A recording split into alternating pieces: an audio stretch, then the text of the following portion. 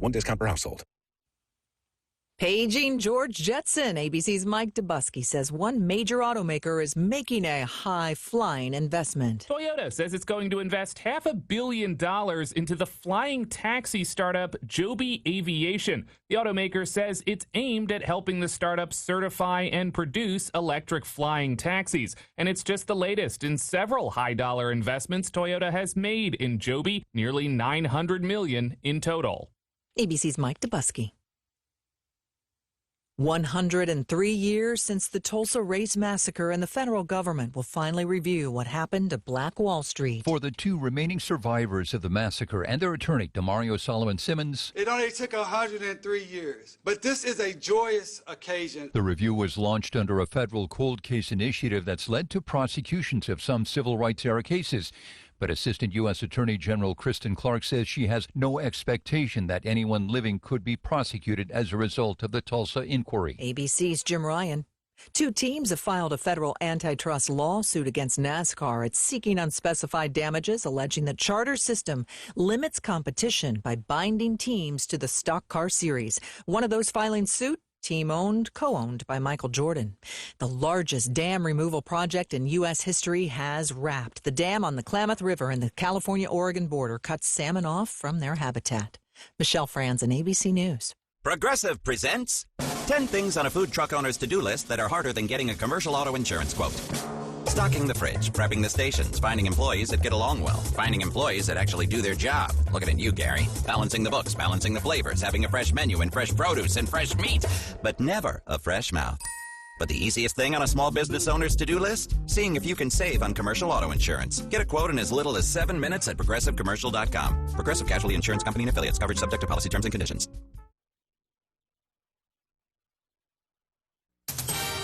News Talk 610 AM and 102.1 FM. KVNU. Good afternoon. I'm Will Feelright with your KVNU News update, in for Bill Walter as we've enjoyed another gorgeous day today in northern Utah. And looks like the weather is going to continue this way over the next several days. I'll check that forecast coming up in just a minute, as the news this hour is brought to you by Logan Extermination. Well, the U.S. Department of Agriculture announced a widespread recall of Boar's Head deli meats for contamination of Listeria earlier this week. Now, the latest outbreak has led to almost 60 hospitalizations and 10 deaths. Jose Brandeo, who is an assistant professor and food safety specialist at Utah State University, says the United States has strong food safety policies but lacks proper implementation. That means that sanitation needs to be done properly and consistently, especially with Listeria. It's a bacteria that forms biofilms, basically protective tape that is going to make a lot harder to clean that bacteria once the biofilm is formed. Now, Brandeo says he wants to see a better food safety culture and adds that it doesn't come from stronger regulation, but rather is fostered in facilities. You can have the best managers, but if your employees don't see the importance in food safety, you are not going to have food safety. Just simple stuff like cleaning your hands, cleaning and sanitizing the food contact surface are incredibly important. Now, he says employees could also care about food safety, but lack the appropriate tools and resources from management. Well, coming up, USU President Elizabeth Cantwell is announcing a new university forum to try to improve communication in the university system. That is, the news continues. First, that weather forecast. We've been in the low 80s today, and looks like over the next couple of days, temperatures staying about 10 degrees above average as this high-pressure system continuing to keep the skies clear for us. As overnight tonight, we're going to drop into the low 40s, high 30s, then be back tomorrow into the mid-70s with sunny skies, mid-80s coming for Friday, before we'll settle back into the high 80s for Saturday into Sunday. Well, driven by the need to maintain open communication with the staff and faculty at Utah State University, President Elizabeth Cantwell has announced a new forum to enhance communication through the university.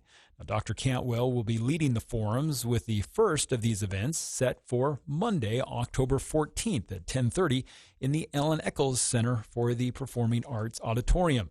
Now, the forum will be held twice a year and will follow a hybrid format with an in-person meeting combined with live online streaming. Now, presentations will cover a range of topics, according to President Cantwell, including athletics, Title IX, legal affairs, to business and other administrative functions. Faculty and staff will be informed about key initiatives and university's strategic direction. President Cantwell said that these forums will provide valuable opportunities to share information, gather feedback, and build a stronger sense of community. And an aircraft mechanic is being recognized after he put himself in risk of potentially danger for himself just to save the lives of others, including 2 children. It was back on June 10th that Steve Matheson had noticed a stopped car in a live lane of I-215 in Salt Lake City. Now, with 2 unbuckled children inside and traffic speeding by, Matheson acted fast, according to the Utah Department of Transportation. He slowed down, turned on his hazards, and positioned his truck to protect the vehicle. Now, moments later, his truck was hit by another car that was traveling about 65 miles an hour. The force of the impact pushed his truck forward, but UDOT noted that it barely made contact with the stopped car, preventing any potentially devastating collisions and injuries. Now, last week, UDOT's director, Carlos Becerra, presented Matheson with a Silver Barrel Award and Challenge Coin. It's 2 honors that are reportedly reserved for employees who go above and beyond expectations. UDOT said that Steve's instinct to protect others, even at personal risk to himself, demonstrated a deep commitment to public safety, and they were really proud of him. We'll have more local news coming up at the bottom of the hour. KVNU's For the People show with Jason Williams coming up next. I'm Will Feelwright with your KVNU News Update. Roof Rescue is your local roofing specialist, dedicated to keeping your home safe and dry no matter the weather. Their team of experienced roofers is here to serve you, providing top quality service at affordable prices. From minor repairs to complete roof replacements, they've got you covered. Remember, your roof is your first line of defense in protecting your family from the elements. So don't wait until the next storm to discover your roof problems. Call Roof Rescue today at 435-999-4268. They're your trusted local roofing experts, here to keep your home safe and dry. Roof Rescue, celebrating 10 years of providing watertight peace of mind. News Talk KVNU, 610 AM at 102.1 FM. Hi, this is Chris Wilson at Wilson Motor Company. It's time for our fall clearance sales event. We have a great selection of over 130 new Fords and over 60 Nissans that need to go. All 24 models have closeout pricing. We have rebates up to $9,000 and rates as low as 0% for 72 months. Or we have over 125 pre-owned vehicles to choose from. Now is a great time to buy a new or pre-owned vehicle. Check out our inventory online at wilsonmotor.com. Hurry in, our fall clearance sales event ends soon. I'm Patrick Belmont, and I want to represent you in the Utah legislature. I think it's time to fix our housing problem, invest in our kids' futures, and make sure our economy works for everyone, not just the wealthy few. I want to pull Cache Valley together into a community where everyone can find their place and can achieve a good quality of life. Make your vote matter. Make your voice heard. Please register to vote today at vote.utah.gov. I'm Patrick Belmont, and I approve this message. Paid for by Belmont for Utah. Hi, this is Gordon Deal. Thursday on This Morning, America's First News. We tend to think of hurricanes as devastating to coastal communities. How come Helene has caused so much destruction to inland North Carolina? Also, there's a key battle for the working class voter ahead of the presidential election. Hear why that battle is taking place in Nevada. And the 2 types of people you see when you're getting off your flight. Thursday on This Morning, America's First News. From 4 to 6 on News Talk KVNU, 610 AM and 102 FM. Your station for news and talk. KVNU's For the People with Jason Williams and Bill Walter. And it is Utah known as the fraud capital of the world. Not because we have more people committing fraud, but because we have so many people falling for it. Going beneath the headlines and connecting you to the newsmakers. The radio is a great way to get the word out to a lot of people in an emergency. So we thank you for your help and being a partner with us. For the People on News Talk KVNU, 610 AM, 102.1 FM. Online at 610kvnu.com and on the KVNU mobile app.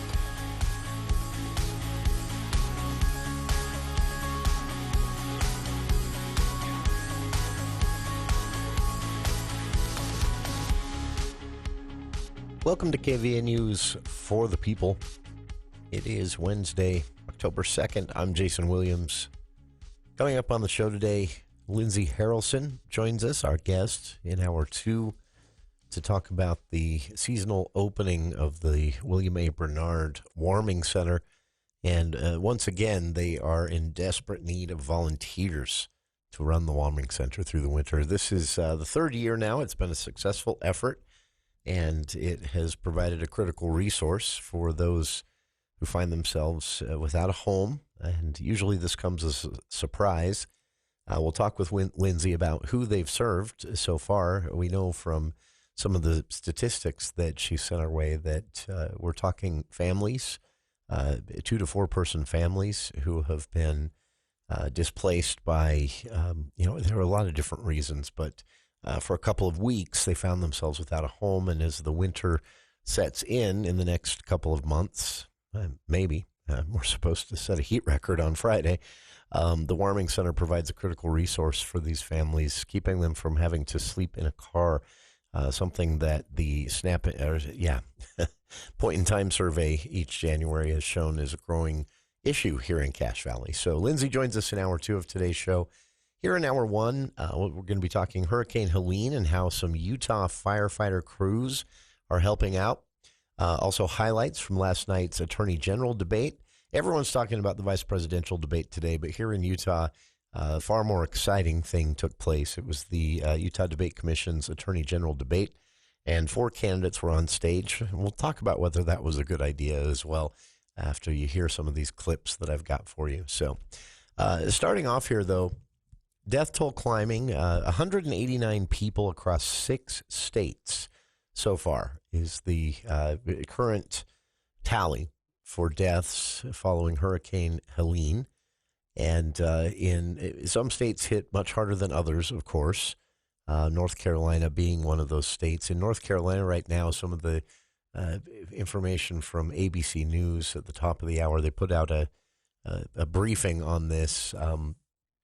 Hundreds of roads are still closed in the Carolinas.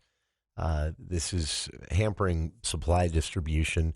Through the federal government's aid effort, FEMA has about 4,500 people on the ground right now in North Carolina, but the travel has been a problem, hampering delivery of badly needed supplies to some of these remote locations that weren't remote a week ago. So they're actually, this blew me away.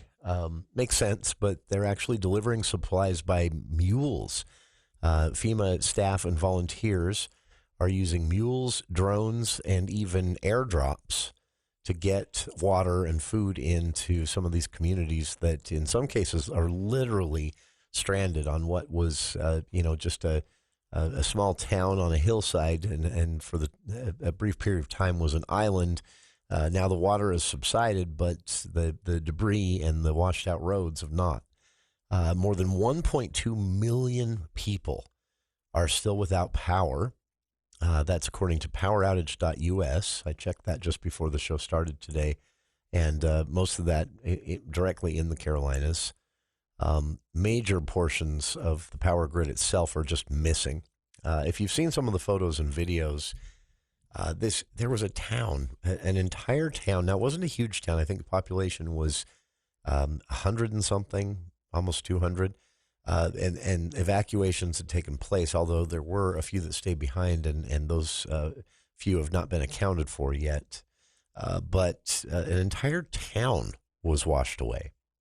There's a video and a photo comparison going around on social media showing this small town in kind of a resort type thing. It reminded me, look and feel, in the description I read, it reminded me a little bit of Lava. In Lava Hot Springs area, this town that was basically a tourist town and had, about 160, 170 permanent residents, and it's gone. The entire town is gone after a dam broke. So the devastation is mind-blowing, and I think a lot of us, even those of us who are old enough to remember Hurricane Katrina, we slip back into this, this kind of thing can't happen here. Our infrastructure holds up. We've got response to this type of thing to rescue people. And we do. All of that's true. Like I said, the federal government has 4,500 people through FEMA on the ground in North Carolina. But if there are no roads, these videos and images of huge swaths of land that were previously a road and maybe even some buildings and a warehouse, things like that. And it's just a big flat, I can't decide. Being offered a donut here. Decisions are difficult. Thanks, Craig. It's just a big flat swath of mud and down trees. It's just, yeah, honestly mind-blowing. The scientists have warned about this type of thing for a long time, as rising sea levels are encroaching on areas in the Carolinas, and then you get these storm surges. The water has always gone inland. Now it's going inland further, and that's basically what happened. That combined with the precipitation of the storm itself, the hurricane, the winds, and the water surges that can come from high winds. And basically you had just flooding everywhere in very populated areas. Asheville, for example, North Carolina, was listed at, or is listing 155 people missing right now. Officials said they believe they'll be able to narrow that down. They've been, tracking leads on where some of these people ended up and what rescues they might be sitting at, or temporary shelters rather. So Asheville Police Chief Mike Lamb says they think they've got that missing 155 down to 26, but as of today, 155 people still unconfirmed, their location unconfirmed. One of the people on the list, just a few minutes before the show started, was found dead. That person notified the authorities, and that was reported to ABC News just a few minutes before 4. Buncombe County in North Carolina, officials had a list of 300 to 400 people that they wanted welfare checks on, people that hadn't checked in and that might be high risk for being in some serious trouble, if not tragically dead. And Sheriff Quentin Miller at about 3 o'clock today in Buncombe County said they had narrowed that down to 4. There were 4 people on that welfare check list that they hadn't been able to track down yet. So there's progress. Things are improving, but yeah, just hundreds of roads closed again, using mules and drones to drop supplies into some of these communities. And more than 1.2 million people still without power, according to the latest statistics. Major portions of the power grid, the transportation infrastructure, sewer, all of that just completely wiped away. It's mind-blowing. So one Utah team of firefighters, specifically 5 firefighters from Ogden City Fire, are out there assisting right now. There are other teams of Utahns out there, but this is one that has been confirmed in an official capacity. The teams of volunteers, and there were a couple of nonprofits I know that sent teams out as well last week. But these 5 firefighters, that is harder to say than you'd think. 5 firefighters from Ogden City Fire are assisting in disaster management and recovery efforts in the southeastern United States area amid this, this basically stretch of 6-state path of Hurricane Helene. And part of Utah's Task Force 1, it's a 2 to 3 week deployment, and the Ogden contingent joins firefighters from, there are some from Park City, Provo, Salt Lake City, South Jordan, West Valley City, and United Fire in Salt Lake County. Deputy Chief Shelby Willis of Ogden Fire told media that the task force arrived in Tennessee on Sunday and will be deployed there to North Carolina. That happened last night, and as of today, they're on the ground in North Carolina. And again, they're helping with various disaster recovery efforts. Willis said that part of the reason that these 5 from the Ogden Fire Department went is that they'd been trained through their careers and even had some experience One of them had actually been a very young firefighter when Hurricane Katrina hit about 20 years ago. So firefighters will be working on search and rescue efforts, obviously, medical logistics, and one team from here in Utah is actually going out to do hazmat work with the sewer systems devastated in some of these areas. There is a hazardous cleanup effort underway as well. So, per CNN, the death toll from Hurricane Helene across the Carolinas, Florida, Georgia, Tennessee, and Virginia is at 189 right now across those 6 states. And again, there are hundreds of others reported as unaccounted for at this point. New York Times has a breakdown on this, saying that it could actually take years to confirm some of these deaths due to the amount of mud and hillside that came down, especially in the area where that dam broke. So I don't even know what to say about it. It's a hurricane is a natural event. We do seem to be having a lot more of them, and we do have climate change induced issues with water coming further inland during storm surges and more as sea levels rise. And it is, there's also a raging debate over insurance premiums around all of this as well. We'll get into that another day. Stick around. More of KVNU's For the People right after this. News Talk 610 AM, 102.1 FM, KVNU. This is Sheriff Chad Jensen. OHVs are a lot of fun, but they also come with a lot of responsibility. Please make sure you are familiar with Utah State Code as well as your local ordinances before you head onto the roadways or head up into the canyons. You may notice more deputies in the canyon areas. Our traffic unit will be out ensuring that everyone is following the regulations. We want everyone to be safe, have fun, share the roads, share the canyons, and share the trails. Check out our Facebook page for some helpful links to find Utah OHV State Code as well as many of our local city ordinances. High school sports are as American as apple pie. And going to a game or meet is a chance to see the stars of tomorrow shine today.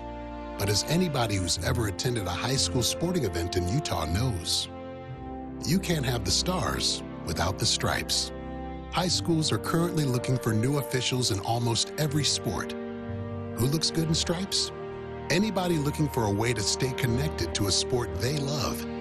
If you like the idea of giving back to your community while earning a few extra bucks, chances are you'd look good in stripes too. We want to hear from you. We need to hear from you. No officials means no games. No stripes means no stars. And what kind of America would that be? Utah needs more high school officials. Go to highschoolofficials.com to sign up or learn more. That's highschoolofficials.com. News Talk KVNU will bring you the Saturday and Sunday sessions of General Conference for the Church of Jesus Christ of Latter-day Saints. The conference will air Saturday and Sunday from 10 until noon and 2 till 4. Listen live at 102 FM, 610 AM, and online at kvnutalk.com and on the KVNU mobile app. General Conference is provided as a public service of News Talk KVNU, the voice of Northern Utah.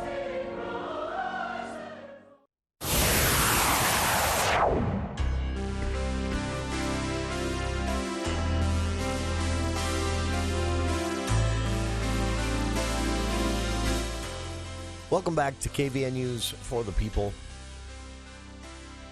Speaking of climate change, Congressman John Curtis and likely United States Senator John Curtis, after the election and swearing in January, replacing Senator Mitt Romney, who has decided not to seek re-election. John Curtis, Utah congressman from the 3rd Congressional District, has mounted that run. He was successful in getting the nomination through the primary, bested 3 other candidates in that primary, and I'm predicting with confidence that the Republican wins the general election, though he does have a Democratic challenger, Caroline Gleick, who is out of Summit County.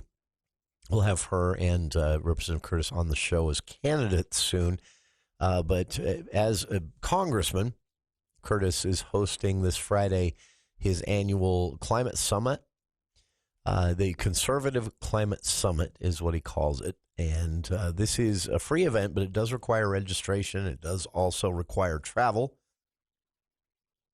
to Utah Valley University. You don't have to go to D.C.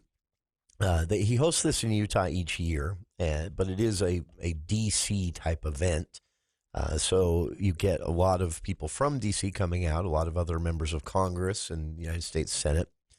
Representatives of the White House will be there, Utah lawmakers, Governor Cox, Idaho lawmakers, Wyoming lawmakers. It's a pretty big event.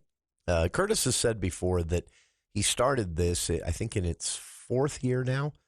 He started this Conservative Climate Summit because he said he was tired of Republicans, one, not taking climate change seriously, but two, he said, getting run around entirely. Those of them that did take climate change seriously had ideas and proposals and ways they wanted to influence legislation at the federal level, but they were getting ignored because the Republican Party was seen at the time as just the science denial party. And so Curtis said he wanted to challenge that. Congressman Rob Bishop, before him, was actually one of the first in the Republican Party to say, yes, climate change is real and a big deal. So Curtis took that and ran with it in his first year in Congress, and it's coming around again. Again, it's a free event. It's at Utah Valley University. It's this Friday, 8 a.m. to 3 p.m., October 4th, and some pretty big speakers. In addition to a congressional roundtable, which will feature Representative Curtis, Representative Celeste Malloy from Utah's 2nd District, and our own Representative Blake Moore from here in Congressional District 1. That will take place in the morning. There are also hotshot panels, including representatives of the Farm Bureau in an Impacts on Agriculture Summit panel. There will be representatives of natural gas and oil industries. An economic policy and national security panel is planned with none of these names you'll recognize. John Curtis himself, Congressman Curtis, will moderate a panel on energy, agriculture, and the economy with Dr. David Gaddy, University of Georgia, an energy expert, Dr. Brian Steed from Utah State University, right in our own backyard, also the Great Salt Lake Commissioner for the state of Utah and regular guest here on our show. He'll be speaking as a panelist to the agricultural side of climate change, how agriculture is being impacted by climate change. And for the economy portion of that panel that Congressman John Curtis himself will moderate, Robert Spendlove of Zions Bank here in Utah. So the remarks by Representative John Curtis, by the way, will close out the morning of the event with a talk he's labeled Results, Not Rhetoric. And that will be followed by what Congressman Curtis is calling a solutions panel, what we all can do. It's a pretty big deal.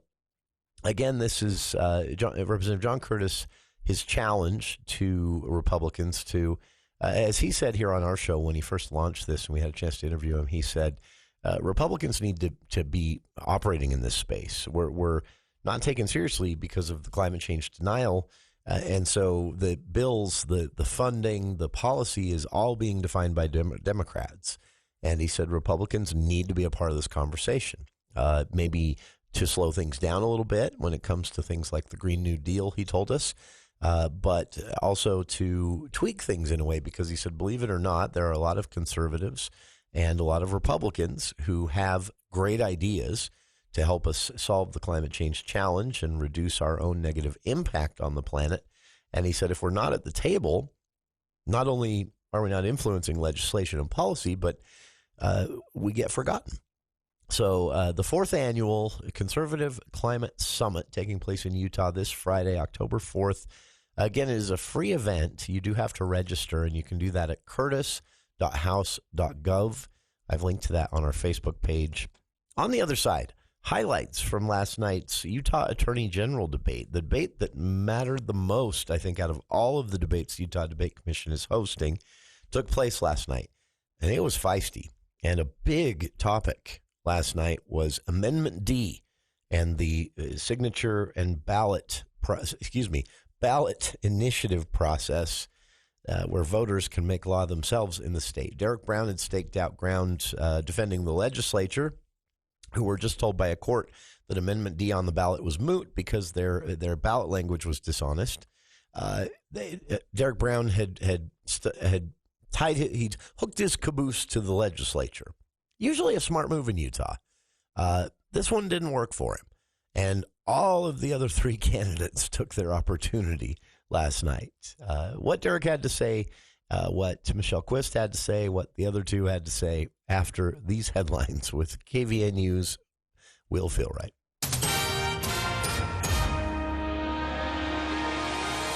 Well, thank you, Jason. The news this hour is brought to you by Cardall's Insulation. A horrible crash yesterday killed 2 people in a 2-vehicle crash that forced the closure of Highway 40 near Daniels Summit in Wasatch County.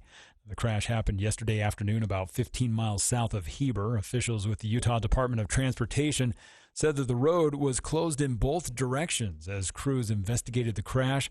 Police said a Volkswagen Passat was driving westbound on US 40 when it crossed the center line for an unknown reason, striking a truck head-on. Now, none of the occupants of the Passat were wearing seatbelts. A woman and her 3-year-old girl were pronounced dead at the scene, while 2 other passengers, both juveniles, had to be flown from the area by medical helicopter with non-life-threatening injuries. Now, the other vehicle involved a Dodge truck. 2 men were inside. They were wearing their seatbelts. They were still transported by ambulance with non-life-threatening injuries to the hospital. Traffic was backed up for over 2 miles due to that crash. In other news, a University of Utah law professor in Jerusalem is describing how he and his family had to hide yesterday in a bomb shelter as Iranian missiles were intercepted by Israel's Iron Dome over his head. Professor Amos Gurora has said he lost count of how many explosions he could hear while his family was sheltered. Gurora said the missile attack was not a surprise, though, to him or his family. He noted that the IDF had been warning people in Israel to expect some sort of attack. Now, he described the warning system as a well-oiled machine, which had gave people in the area plenty of time to get to their shelters. Dr. Gurora said that adults have faith in the Iron Dome system, so their main job during the air attack is to calm down the children that they were with, distracting them from the explosions that were happening outside. Now, he says even though they have great faith in the Iron Dome system, there is still sometimes that shrapnel can land in busy areas and injure some people. And wildlife officials say they were able to capture a bear that was sighted in the Cliffside neighborhood yesterday in Logan. Logan City Police said the bear was first seen yesterday afternoon in a backyard of a home along Quail Canyon Drive. It was spotted in surveillance footage and posted on social media. Now, once an animal control officer got to the area, the bear was nowhere to be found, according to police. Last night, DWR officials were able to locate the bear wandering between Hayden Court and Quail Canyon Drive. They were able to continue tracking the animal until biologists were able to tranquilize it. Law enforcement initiated a reverse 911 call to neighbors asking them to remain in their homes until the bear was safely moved out of the neighborhood. DWR officials note that most of Utah is bear country, especially in the foothills and near the mountains. They say it's important for property owners to secure and clean anything in their yard that may attract bears. That can include bird feeders, fruit trees, compost piles, beehives, pet food, and water bowls, along with unsupervised outdoor pets and barbecue grills. Well, it's been a gorgeous afternoon again as we've had temperatures in the low 80s today. Tonight we'll drop into the low 40s to high 30s overnight and then enjoy sunny skies again tomorrow as temperatures will be in the mid-70s for Thursday, mid-80s for Friday, and then high 70s, low 80s for Saturday, Sunday, and into the first of next week. And you can always get more on these and other stories at CacheValleyDaily.com. I'm Will Feelright with your KVNU News Update. ABC News, I'm Chuck Sievertson. Total deaths, at least 182 from the Hurricane Helene disaster across the South. Touring destruction in the Carolinas, President Biden in Raleigh. The United States, the nation, has your back. The nation has your back. We're not leaving till you're back on your feet completely. The president says the feds will cover all costs of debris removal and emergency protection for 6 months in North Carolina. Because of the strike by port workers on the East and Gulf Coasts, many large retailers are redirecting supply chains to West Coast ports. Transportation Secretary Pete Buttigieg. Along with my colleagues, I've been in touch with parties. Our acting labor secretary, Julie Su, has been speaking to the union side and the company side. So have others in the White House. 46 people dead, another 85 injured in Israeli attacks across Lebanon today, says the Lebanese Health Ministry. A U.S. chartered plane evacuated 100 Americans and their families from Lebanon, says the State Department. This is ABC News. Hey, radio listeners, before we get you back to the music, let me tell you real quick about what I did that is saving me a lot of money.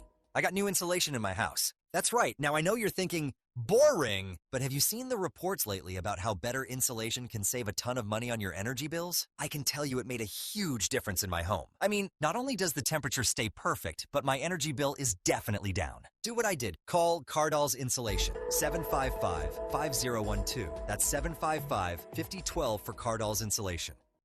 From ABC News, Wall Street now. Stocks level off after an up and down day on Wall Street. The Dow added 40 points. The Nasdaq gained 15. The S&P barely changed. Investors were encouraged by an ADP research report that found private sector employers sped up hiring in September. The Labor Department's September employment report comes out Friday. Oil prices rose again because of the Middle East tensions. Humana stock dropped 12% after the insurer's Medicare plan rating plummeted. The company is challenging the rating. Homeland Security says it'll ban the import of goods from a Chinese steel manufacturer and a maker of artificial sweetener over allegations of forced labor. Chrysler is recalling up to 154,000 vehicles because the high-voltage battery may fail, resulting in a fire. Drivers of certain Jeep plug-in hybrids are being advised not to recharge and to park outside. Michelle Franzen, ABC News. Happy birthday, Bell Medical. For 8 years, we have had the privilege of helping people feel confident and love their bodies. To celebrate, we're offering a special on our Bell Sculpt 360 procedure for only $4,800. And for those looking to enhance their transformation, you can bundle it with a mini tuck for $9,500. Slim down, sculpt your body, and boost your confidence. We've helped thousands of patients feel their best, and we'd love to do the same for you. Let's celebrate together. Schedule your free consultation today at bellmedical.com. That's BELL medical.com. Hi, it's Olivia Munn with My Shelter Pets, Frankie and Chance, reminding you that when you adopt a shelter pet, you discover all the things that make them unique. Adopt pure love at theshelterpetproject.org. Brought to you by the Ad Council, the Humane Society of the United States, and Maddie's Fund.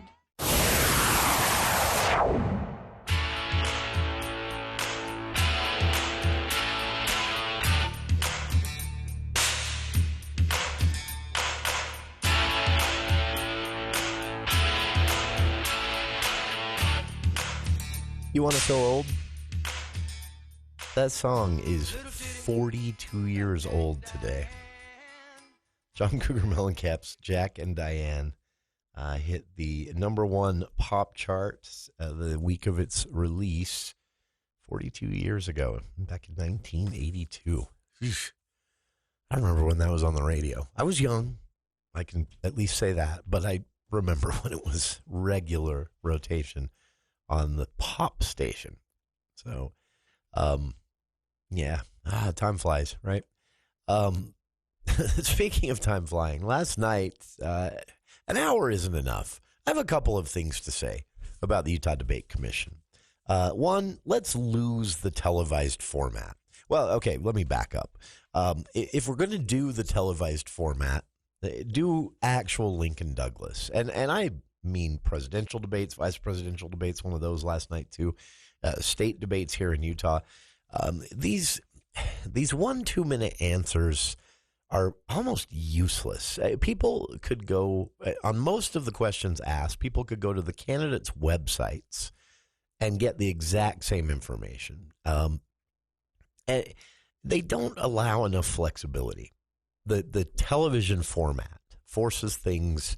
And this isn't just because I'm sitting here on radio, although I will point out in radio, we have a lot more flexibility. We can allow an exchange to play out between two candidates instead of, as happened last night, having to cut them off because of the television format. It doesn't work. I have a lot of other ideas for the debate commission. One other one that I have is never have 4 candidates on the stage. Never. The debate commission does their best to kind of whittle the candidate pool down to the serious candidates, but they're too lenient because, and I'm saying this as someone who considers the guy a friend. And if you have never met Andrew McCullough, perennial candidate here in Utah, you are missing out. He's been a guest on the show many times over. He always runs as a libertarian, but he's not like one of those kind of out there libertarians like most libertarians are. He's a very reasonable libertarian. And he says he's a libertarian in Utah because someone needs to be. Because he says the Republican Party borrows the libertarian language every time they run for re-election, but they never act like libertarians when they're in office. And I kind of agree with him. Though I don't know that we want a legislature full of libertarians. He's right. So no offense to Andrew.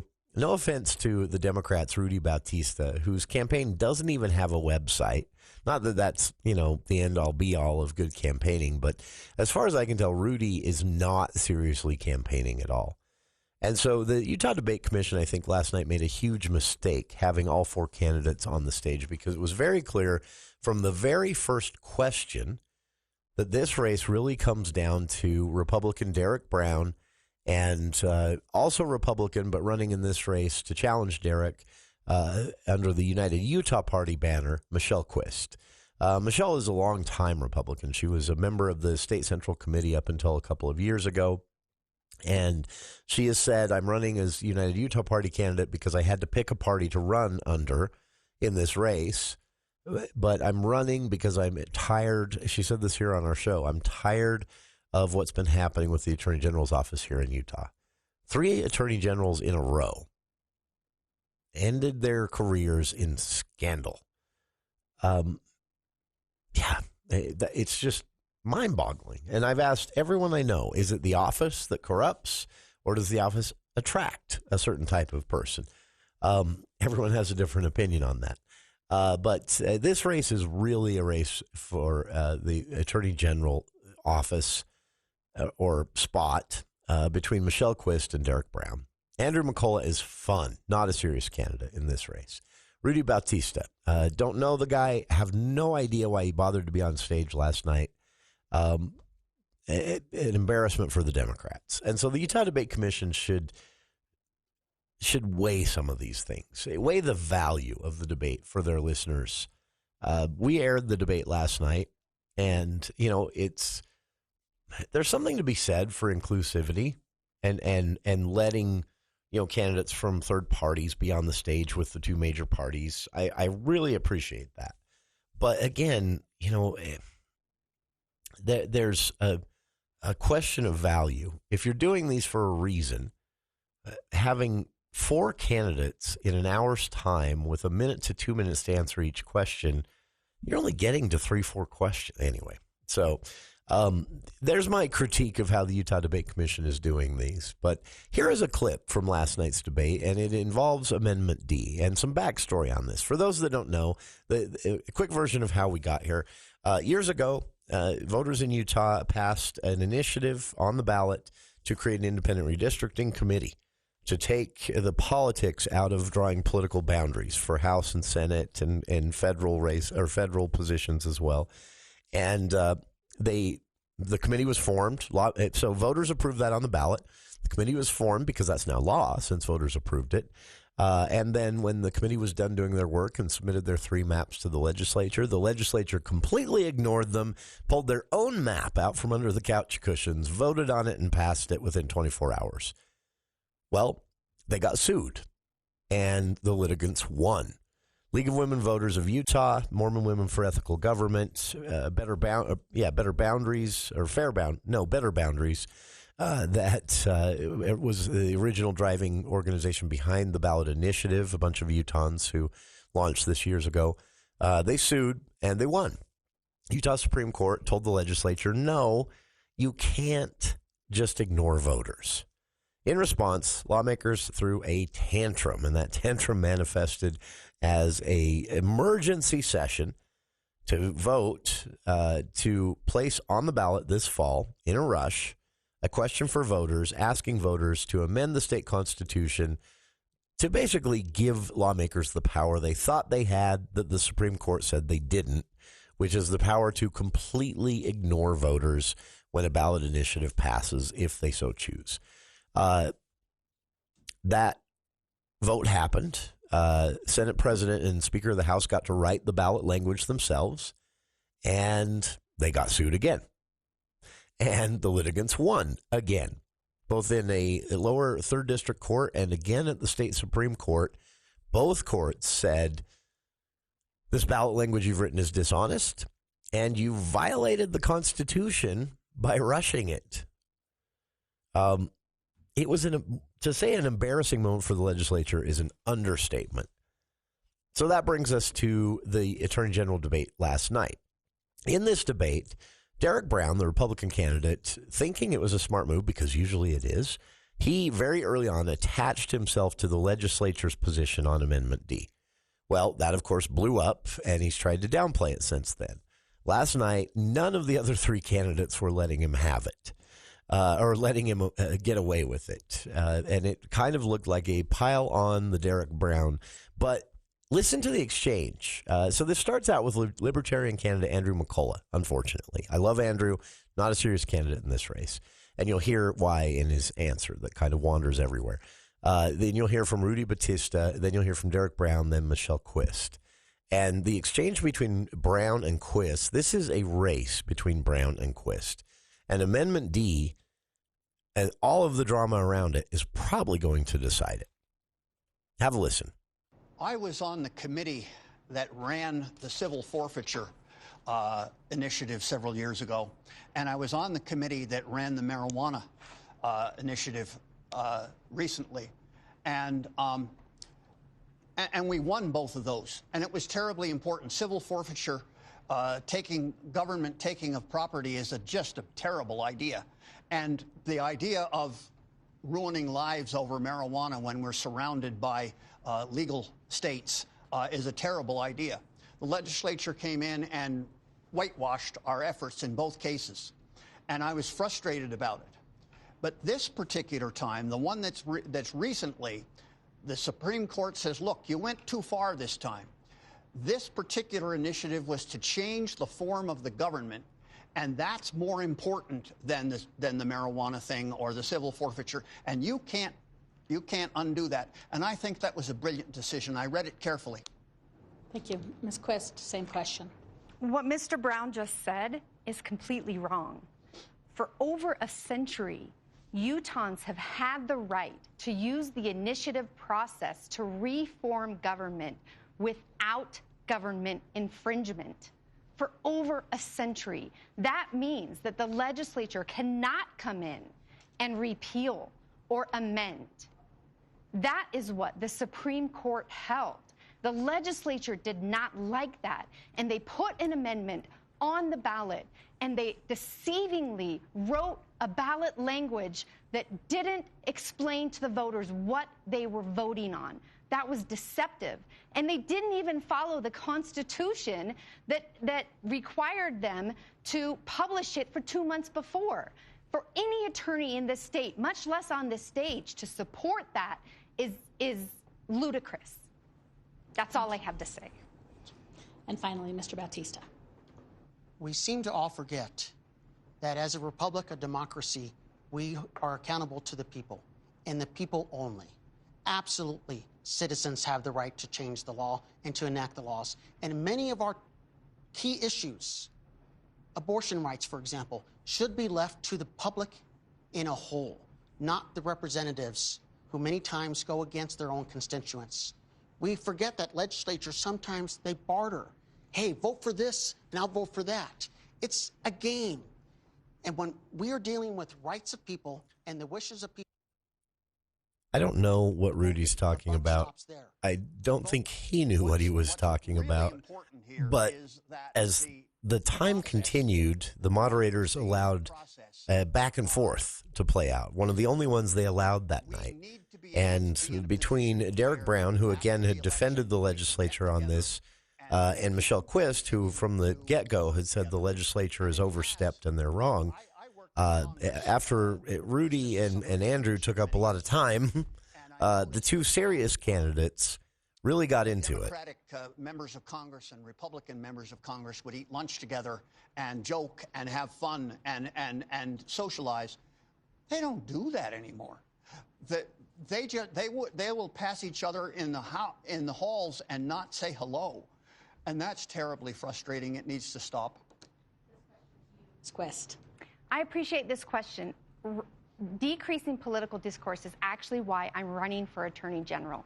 I am worried that our Attorney General's office has become too political over the past few decades. I want an independent Attorney General's office to engage with the voters, to explain what the legislature is doing, to neutrally engage with voters, tell them how laws affect them, what might happen, pros and cons, so that voters can engage then with the legislature on their duties and obligations with the legislature. I don't want an Attorney General to bring politics into our law enforcement because, like I said at the beginning, politics do not belong in law enforcement. Our laws should be enforced evenly and fairly, and that's it. Politics don't belong. Same question, Mr. Bautista. My colleagues have all said things that I completely agree with. We're going to skip Rudy again. The Democrats are going to yell at me. And the but final answer goes to Mr. Brown. Thank you, and I love this question because we do have a sickness in our country, and that is that we aren't able to speak to each other, and we see nasty personal attacks all the time. Now, when I was elected the chairman of the Republican Party, there was a lot of infighting. You saw a lot of headlines on it. The first thing I did at my first meeting with all 180 people was I gave them a book entitled Love Your Enemies by Arthur Brooks, one I recommend everyone read. And the idea of the book was you can't win over minds until you win over hearts and people know that you care. And ironically, one of my best friends during that time serving as chair was the Democrat Party chair because we dealt with a lot of the same issues. But what we need to do is to model what that kind of civil dialogue, civil discourse looks like because we see so much nastiness and partisanship and specifically attacks on individuals. My goal as Attorney General is to attack issues, which is why you're not going to see me attacking other people up here on the stage. Again, an exchange that went places and I don't think anyone thought it was going to go. Talking about Amendment D and the courts saying the legislature kind of overreached and ignored voters, and then the courts having to say to the legislature again, now you've overreached a second time by asking voters to amend the Constitution, and you violated the Constitution having that emergency session too close to the election and trying to get that on the ballot in the first place. And also your ballot language was pretty dishonest. That's literally what this Third Circuit Court, then backed up by the state Supreme Court, said just a week ago. In the exchange, Michelle Quist goes after Brown for attaching himself to the legislature's position on this one, for defending them by signing a letter a few weeks ago. Brown takes it to a different place. He starts talking about civility and not attacking each other personally. Quist then retorts, says, I'm not attacking you personally. I'm saying the legislature is acting uncivilly. Their ego is too big. And then Brown comes back and says, you should all read this book. Derek Brown is a very qualified candidate for Attorney General. Very smart person. Did amazing things as chair of the Republican Party. What blew me away was watching him caught off guard by this last night and watching Quist not back down. Watch these two candidates. This race is going to heat up before it cools down. We'll be back with more of KVNU's For the People right after this.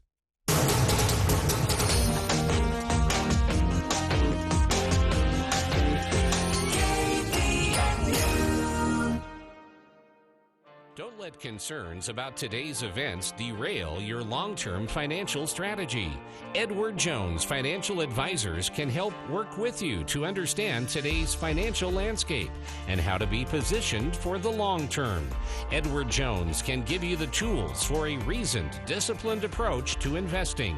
Get started by calling one of the 11 Edward Jones locations in Cache Valley. Edward Jones, member SIPC. Today's hearing aid technology can improve not only your life, but the lives of the people who care about you.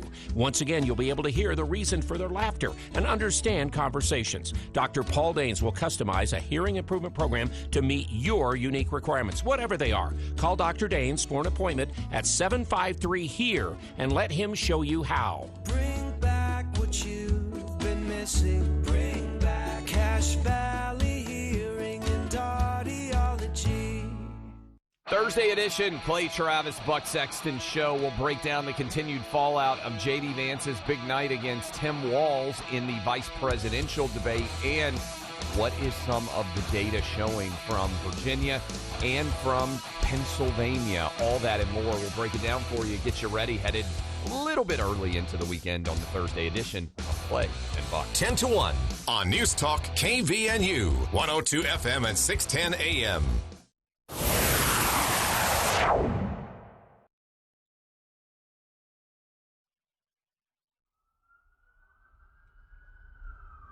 Welcome back to KVNU's For the People. Wrapping up hour one of today's show with a little promo. You're going to want to stick around for hour two. Lindsay Harrelson will join us from the William A. Bernard Warming Center. She's going to talk to us about the numbers from last year, how many families they helped through the winter last year and into the spring. Also going to talk about a need they have for volunteers coming up urgently, as they hope to launch and open the doors on the Warming Center before the temperatures really dip into dangerous territory. So Lindsay will be joining us in hour two. We'll also talk about a headline you don't see in Utah often, I guess, but a national union just donated a huge amount of money to a political campaign here in Utah.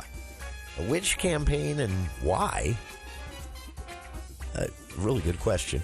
In hour two of today's show, right after this, here on KVNU Logan.